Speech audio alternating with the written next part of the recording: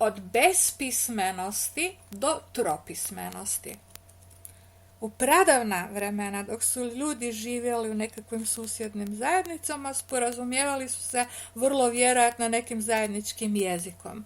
Međutim, čim su krenuli na putovanja, svako je pleme ponijelo dio zajedničkog nasljeđa, jezika, običaja i tako dalje, ali je putujući razvijalo, mijenjalo, dograđivalo, zapravo stvaralo svoj jezik. Hrvati su na današnje prostore došli bespismeni.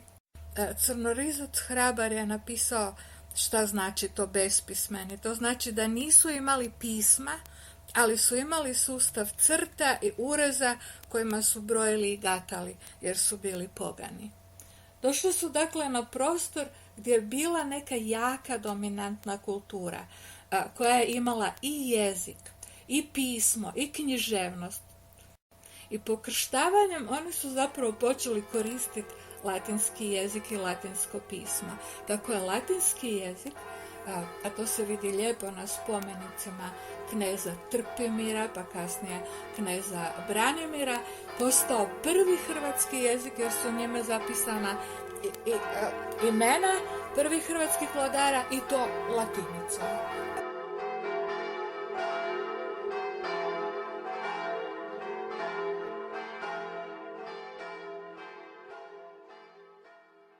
Latinicom se nije moglo dobro zapisivati slavenske riječi.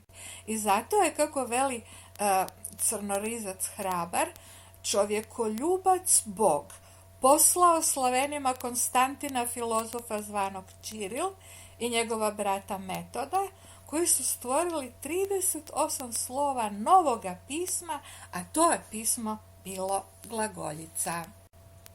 Hrvati su vrlo brzo prihvatili to novo pismo glagoljicu. Zahvaljujući hrvatskim biskupima, a ponajviše biskupu Grguru Ninskom, glagoljica kao narodno pismo postala je pismo svetih knjiga pisanih na narodnom jeziku. Prešte mir ne bist.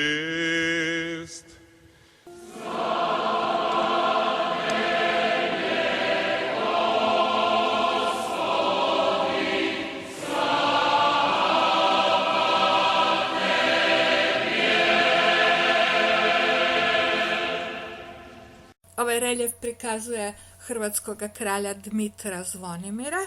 Njega spominjemo zato što je Zvonimirovo ime vezano uz prvi cjeloviti glagoljski spomenik na hrvatskom jeziku, u kojemu se spominje ime jednog hrvatskog kralja. To je spomenik nađen u ovoj maloj crkvici Svete Lucije u Jurandvoru na otoku Krku i bio je dio oltarne pregrade. Taj se spomenik zove Bašćanska ploča. Bašćanska ploča je dragi kamen hrvatske književnosti. Ćirilica je treće hrvatsko pismo. Ime je dobila po Svetome Čirilu. Vrlo rano je prihvaćeno u Hrvatskoj kao hrvatska ćirilica ili bosančica. Poljički statut je važan pravni spomenik koji je pisan hrvatskom ćirilicom.